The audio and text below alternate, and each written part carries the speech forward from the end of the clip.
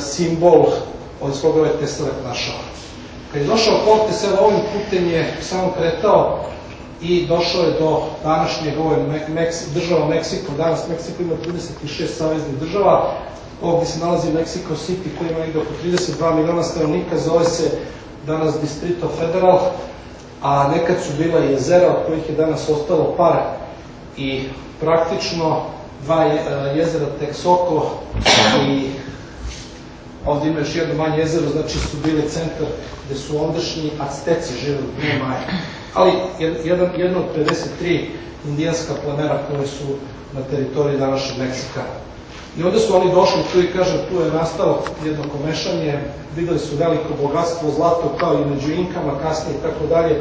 To su Španci plenili kako god su znali i umeli i odnosili u Evropu. Rekli smo da su uništili gotovo sve dokumente, međutim 4 su preživali. Najpoznatiji ovaj takozvani Drezdinski kodeks, zašto se zove tako? Zato što je završio i čuva se danas u muzeju u Drezdenu, a njegov put je jako čudan. On ima negde 90-ak strana, pisanje glifovima Maja i onda direktor ondašnje biblioteke Johan Christian Getze ga je našao na pijaci u Beču. Kako se taj papir našao tamo, on je sačuvan danas jedini u celosti, 1739. godine, to niko nije jasno. Ali kada su do ovog papira došli, znači od tada počinje polagano izučavanje istorije majanske civilizacije. Kažem, još 3 su ostala dokumenta, ali su svi uništeni. Kada govorimo o ostalim civilizacijama, da pomenemo, znači da su tu bili Acteci, vrlo velika civilizacija koja je dominirala između 13. i 16. veka i bili su locirani oko današnjeg Mexico City-a ili jezera Texcoco. Ovo je otprilike u muzeju antropologije maketa, ne postoji ništa danas od ovog, samo deo od ove dve piramide i to su kopali u samom centru Meksika, znači da se nalazi ovaj njihov sokalo, pa se to nalazi ovde, kopali su da bi mogli da naprave ove ostale objekte i onda su došli do piramida i rekli su čekaj, stanite, ovo je ipak arheološko nalazište, Meksiko je trusno tlo sa puno zemljotresa, pa je jedan razloga da se to možda i urušilo, pa da je ostao samo deo takav, a na ceo ovaj plato i teren nekada bilo jezero, to je jezero Texcoco i praktično je tu bio kralj Moctezuma, za koga smo svi čuli, pa ga je onda Cortesova vojska ubila, zapalila sve što je mogla zapali i onda se on sukobio, kako se zove, sa njegovim sinom i praktično na neki način su uspeli da oteraju njegove vojnike, međutim dosta je pri tome Acteka umrlo od bolesti koje sam pomenuo. 70 km od Mexico City se nalazi deo Tihuacan gore sa dve piramide, ovo je piramida Sunca, ovo je snimak sa piramide Meseca i ova avenija smrti koja je dugačka 7 km sa dosta piramida, to je super očuvano. Ono što je bitno da znate, pokazat ću na još jednom slajdu, ova osnova ovde kod piramide Sunca je upravo jednaka kao i osnova kod Keopsove piramide, jedino što je ova duplo niža od Keopsove piramide. Čemu je ovo služilo? Dalje je tu bilo vode ili nije bilo vode, dalje je služilo kao neki seizmograf, ondašnjih doba nikom to još nije jasno, međutim jedno sjajno arheološko nalazište danas koji se sve više istražuje, jako očuvano. Treba da pomenemo još dve velike civilizacije, osim normalno majanske, koje su živale na teritoriji Srednje Amerike, to je imperija Tolteka, znači oni su živjeli tako tu, imperija Olmeka, oni su živjeli, evo, to je taj deo Veracruz ovde, znači Mexico City, poznati su po onim velikim kamenim stubovima, ovo je visoko, znači reda veličine 10 do 15 metara, ovakvi glavno ima jako puno. Civilizacija Inka ne pripada ovome, ali vrlo često ljudi mešaju Maje i Inke, to mu dođe kao isto. Međutim, Inke su živele, evo, najviše ih ima u Peru i najpoznatije praktično lokalitet je Nazca plato i Nazca, ona tektonska ploča, možda ste čuli po zemljotresima, ali tek kad su ljudi iz balona uspeli da se dignu, videli su da tu ima negde 40-ak i nešto malo više figura iz vazduha se, znači ovo vidi velike dimenzije koje liče na određene životinje, pa te figure jako na prvi pogled možemo da vidimo po šapama i po, kako se zove, izgledu, možda i nisu te životinje, ne znam si dan dana šta praktično simbolizuju, šta praktično znači. Ali civilizacija Inka je imala različite periode i praktično je bilo u tom delu Peru i najčuveniji po Inkama. Kada govorimo o majanskoj kulturi, ima više perioda, ali da znamo da je to vrlo stara civilizacija. Oni su praktično negde od 2000 godina pre Hrista, znači oko 4000 godina počeli da bujaju, da cvetaju i tu postoje razni periodi, ne bih vas ja sada s time zamarao.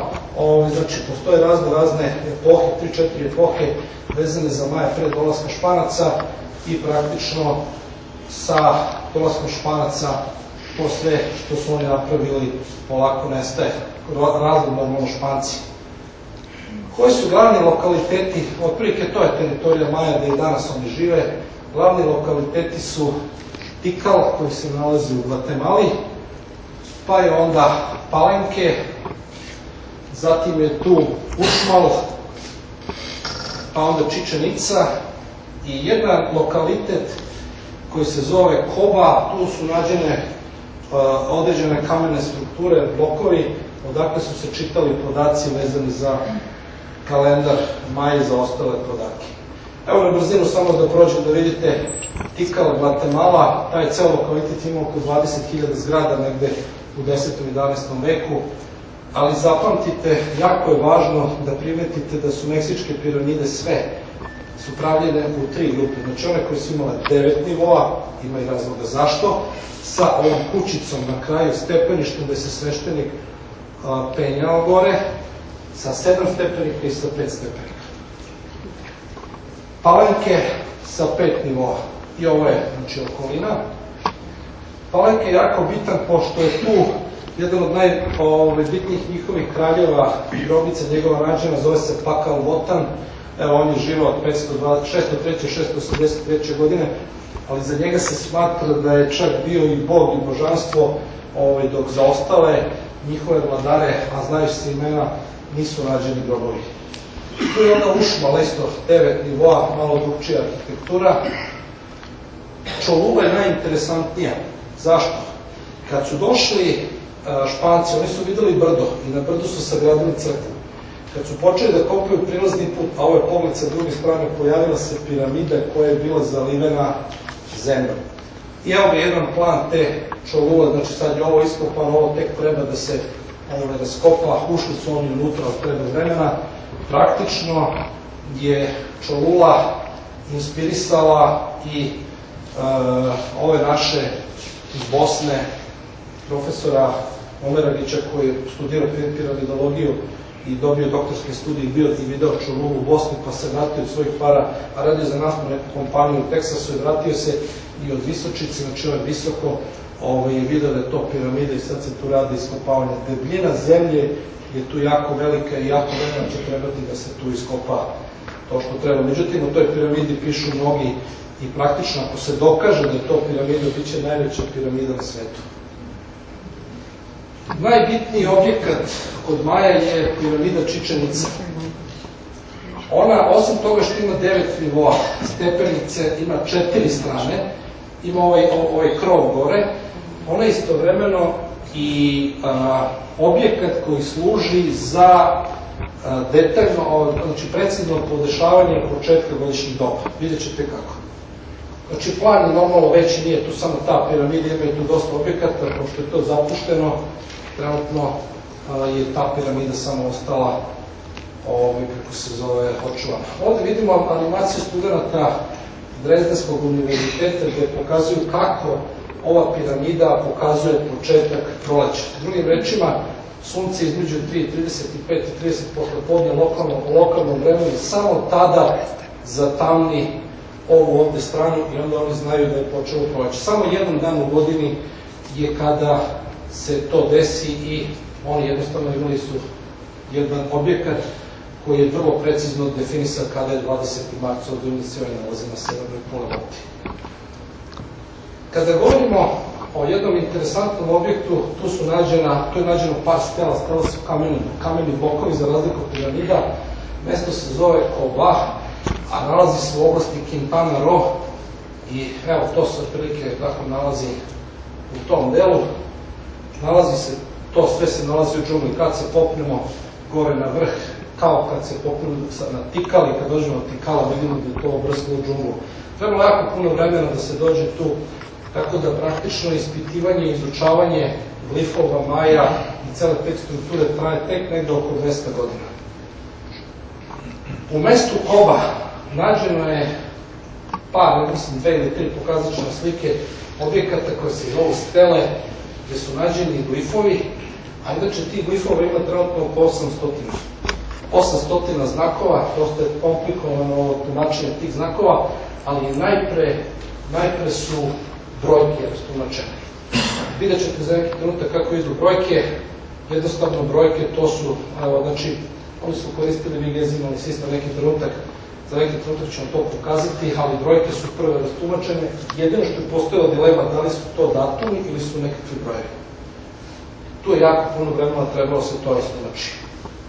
Na toj steli Koba, to su neka dva detalja, pokazat ću na što liči ta stela, je zapis za koji je rastumačeno da praktično zadire do perioda veliki prasak plus milijardi godina iza toga. Znači, Maje su iz nekih razloga znale za vremenski period od 16,24 milijarde puta 10 na 15. Međutim, ovo je bilo zapisano u nekom vigezimalnom sistemu, objasnit ću, a inače glifovi Maja su u paru. Pa kako znamo, i to nisu otkrili odmah, otkrili su kasnije, kako znamo da je u pitanju broj i kako znamo da je datum? Pa, znači, broj, evo vidite ovdje ima neke 3 tačkice, 2 crtice i postoji jedna šara, pa kada su detektovane šare, praktično smo znali da su to datumi u nekom kalendaru, a ako nisu te šare, onda su neki drugi brojevi. Mi taj sistem gde su brojevi i slova praktično isti, imamo i u starohebrijskom 10 cifara, u starohebrijskom govora 10 različitih, da kažem, slova iz hebrejskog alfabeta i samo veština je potrebno da se odatle pročita broj ili praktično slovo. Ili reč, izvinjam se.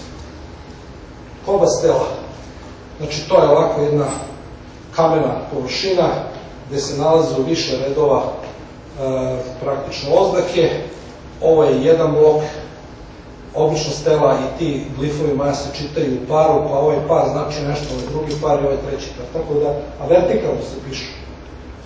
Ovo je samo slika na zemlji, tako položeno je, tako da su jednostavno naučnici pohrlili da vide i da detektuju te glifove Maja. Inače, par ovih naučnika koji trenutno rade čitanje glifova su ljudi koji imaju među najvećim koeficijenti inteligencije na svetu. Recimo, tu jedan momak koji na univerzitetu Teksas radi, mislim da su mu izmerili da ima negde oko 170.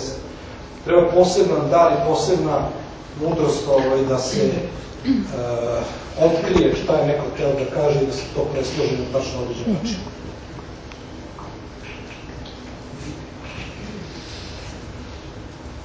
Zašto je bilo teško odrediti kad će biti, po znacima navoda, koristimo još uvek taj termin smak sveta ili 21.12.2012 ili neki drugi datum kada se majanski kalendar završava. Pa trenutno je nađeno 2, 4, 6, 8 stela koji imaju brojke koji sugerišu na neke datume i te stele se zovu, ne znam, nalaze svojim delovima ovog Meksika i te stele se zovu tako kako se zovu. Znači, La Mohara je ova najbitnija, nekako kad su nju našli, uspeli su da datiraju do negde 19. maj, brojeve s ovih drugih stela, to su bile totalno druge godine, još nisu našli iste godine, razlikovale su se, a po majanskom sistemu zapisa to više liči kao IP adrese, ali kako se zove kod interneta, to je zapisivano na taj način. Ja sam to sve preskočio, ako nekog interesuje kako se to zapisuje, možemo kasnije diskutujemo, ali pošto ovdje ima razne publike da vas sada s tim ne odretiramo.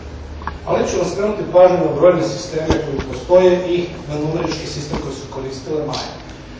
Da počnemo od onoga što znamo, to je dekadni brojni sistem, brojke koje koristimo, cifre, izvinjam se, su od 0 do 9, uzmimo broj 72.531, sve ove cifre postoje u dekadnom sistemu, pozicija 0, pozicija 1, 2, 3, 4, ovaj broj možemo da zapišemo kao 1 puta 10 na nulti, plus 3 puta 10 na prvi, plus 5 puta 10 na kvadrat, plus 2 puta 10 na treći, plus 7 puta 10 na četvrti i kad bi bilo ovamo sličan način bi išli i to sada iznosi 2 puta 10 na 0, znači ovo 1 puta 1 je 1, 3 puta 10, 5 puta 100, 2 puta 1000, 7 puta 10.000, kad izložimo dobijemo taj broj. I to je verovatno svima jasno, tako nema tu tako nikakvih tajni. Postoje trenutno još drugi sistemi, znači ovaj oktalni sistem su koristile i Šveđani ranije jedno isto meksičko pleme.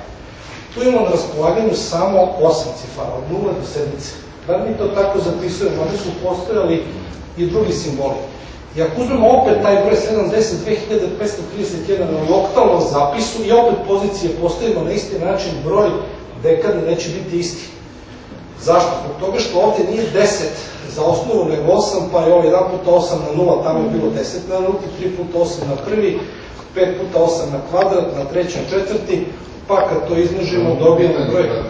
Može. Da su oni imali računare, dakle ima potreba za oktalni brojni sistem? 1, 2, 3, znači 1, 2, 3, 4 i 1, 2, 3, 4, tako su računali, to im bio oktalni sistem i tako su računali preko vrha. A nisu računari? Ne, znači... Pošto se ovo nije zvodan za računare. Da, nije. Koristili su vrhove prstiju za računanje i tako su računali preko. Evo, Gosta Smiljković, uđi malo to ovdje. Tamo da se ne vidi ništa. Dođe vam. Znači, oktalni sistem je tako intuitivno ga shvatamo.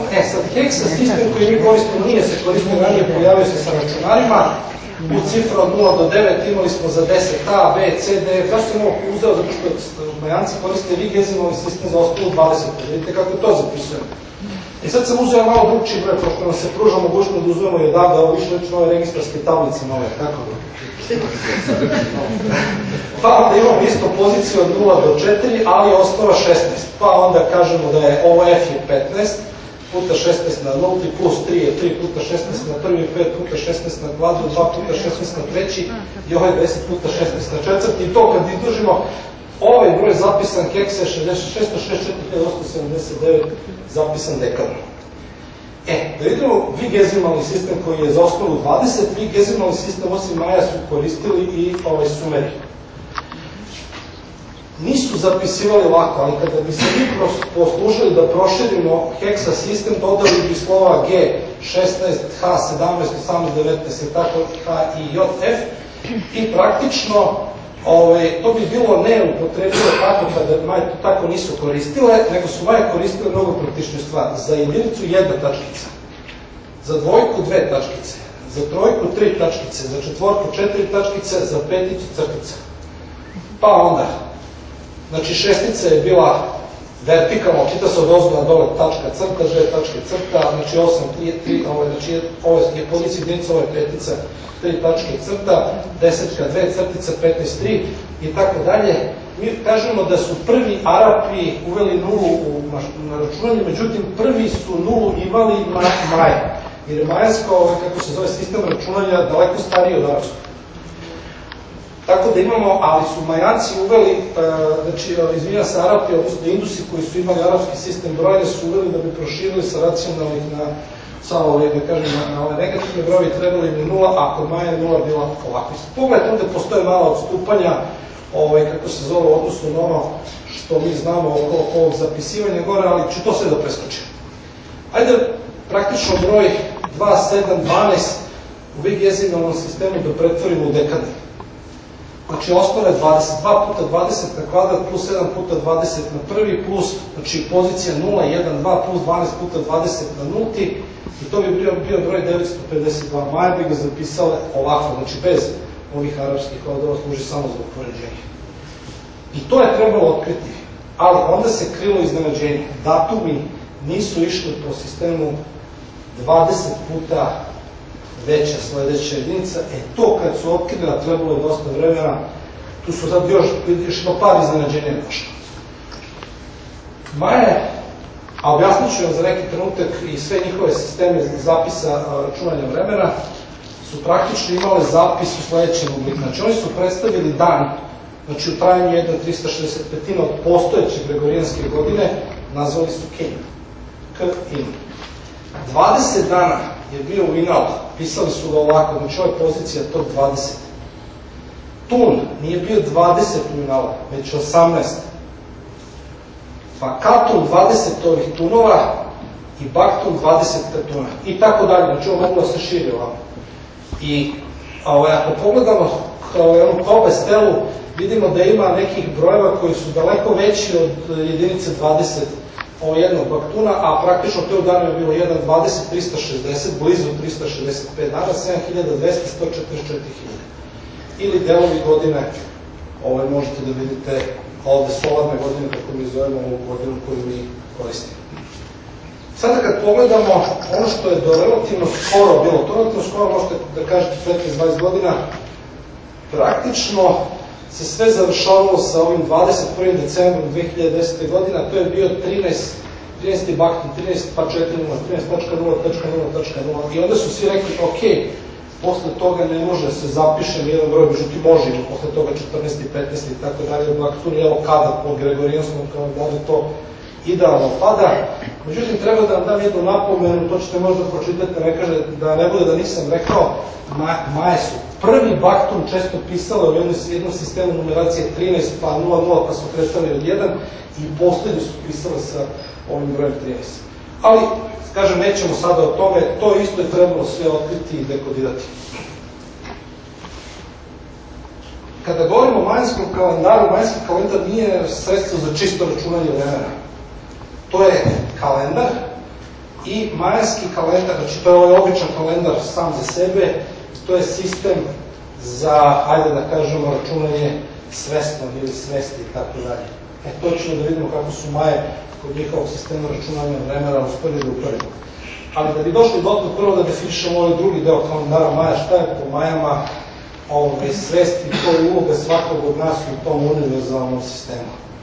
Ako na ovoj osi imamo vreme, a na ovom imamo mesto ili prostor, znači mi se nalazimo na tačno određenom delu prostora, po Newtonu ne mogu tako dva tela na istom mestu, ni po vremenu, kako se zove, pa je ovde, ovo je naš vidokrug delovanja, znači to je naša tačka gledišta. Po Majama smo mi vrlo jednostavno, koristeći kalendar, mogli da vidimo u budućnost i da znamo na osnovu onoga što se desilo u prošlosti, kako će to da funkcioniše, znači imali su oni sistem za računanje svega toga. Vidjet ćemo za neki trenutak kako. Neka reč o gregorijanskom kalendaru, Papa Grigor XIII sa svojim matematičarom Kristoferom Klavijusom napravio kalendar, video je, a prvi inače kalendar uveo Cezar.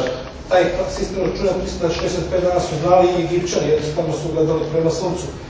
Ali su Rimljani imali do Cezara običaj da svako mesto od nastanka tog mesta broji godine.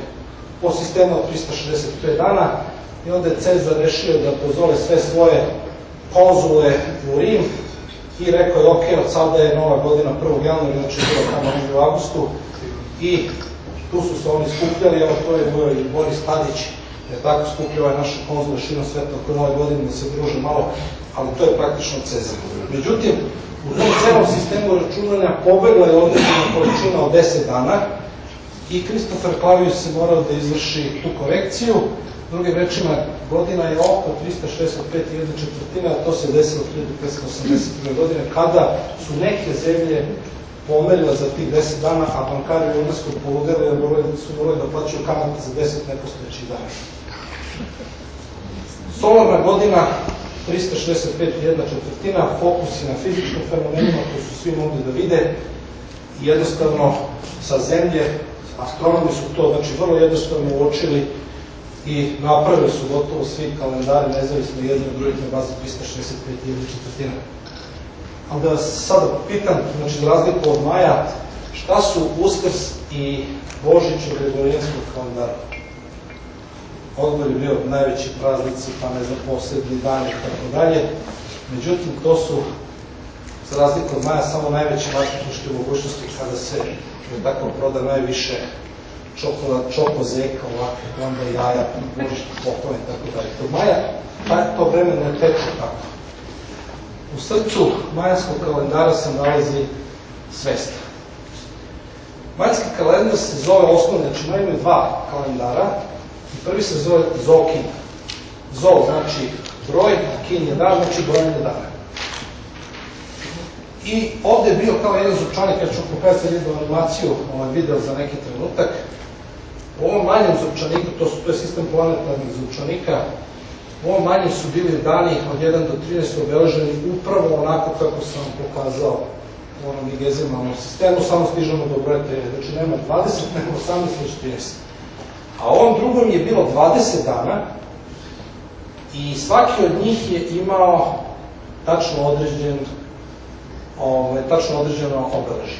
Kada ova dva zupčanika počnu da se vrte, praktično je bilo potrebno 260 dana da se ta dva dana upare, a rekli smo, kod Maje je vrlo važno da se sistem predstave brojanja, pokazuje se dva simbola, ovde je to pokazano malo suprotno, stavljeno na desno, a u stvari to bi bilo, prvo bi bio ovaj broj, ako se ne varam, 1, ova tačkica bi bila s te strane, pa ovaj, kako se zove simbol, bi bio s druge strane i to bi bio tačno određen dan u nekom kalendaru. To normalno može se pokaže i na ovaj način. Tako, bitno je samo ovo što se tiče numeracije. Ovaj bi dan bio, samo da ja malo bolje pogledam, prvi, pa ne znam, Himik ili tako neko, ovo je sad ruska verzija kalendara. On je, taj kalendar imao ne samo lično značenje, nego i astrološko. Ovih 13 nazivamo između ostalog intencije, a 20 su aspekti, tako da nisu to čisto dani koje mi možemo samo da notiramo. Ovi aspekti su praktično, 20 su imali nazive prema određenim životinjama i događajima, biljkama, pa tako recimo je sedmica majke Jele, ne znam sad ovo je događaj, znači smrt, pas, kiša, jagora i tako dalje. Jednostavno, a ovde sa ove strane vidimo da su postala dva različita tipa zapisa. Ovo nisu dva simbola, nego se ovaj pisao imix ili ovako, ili jednostavno skraćeno se pisao na taj način. Tako da ove leve ovde možemo da nađemo na stelama i na zapisima, a ovo desno je kao neki novomajanski zapis, neki Nikola Vukanović je došao malo tu uprostio.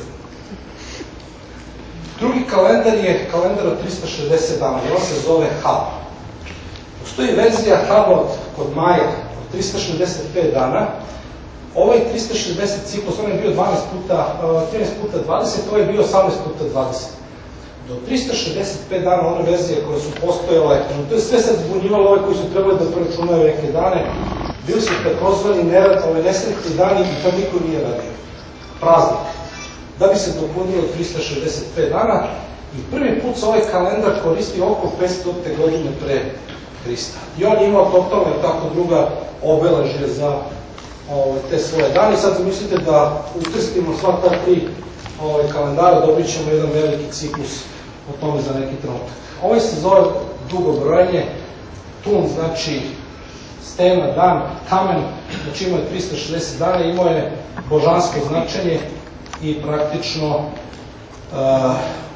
za njega su prvobitno locirali ovaj period 5125 godina, pa su rekli da taj period postoji u obliku 13 nekog ciklusa 13 baktuna, a počinje 11. augusta 3114. godine pre Hrista, a treba da se završi 21.12.2012. godine. Evo ovde vidimo, znači, izvedbu sa ova tri kalendara, evo taj veliki, samo ovde nije 365, već je 350. On, za čim su svi Majanci, svi naučnici jurili, to je ovaj datum koji se zove 13 Ahau, pa onda ima ovde, ne znam, 18 Cumka, jednostavno taj dan je bio dan koga je trebalo uporediti sa početkom nekog ciklusa, odnosno sa 21.12.2012. kako je to datirano. Nije to bio lak posao. E sad, ono što treba da znamo da ova dva kalendara se dva puta, znači ova dva manja izučanika, znači da kažemo to jedan kalendar, se prvi put sustiču posle 260 dana, ali ovaj jedan kalendar, ovaj drugi kalendar, pa ova dva kalendara, ova dva su jedan i ovaj vamo, i drugi se prvi put dolaze u istu startnu poziciju posle 51 godine i 3/4. Pa kod Majanaca postoji sledeći praktično termin. Oni koji su mlađi od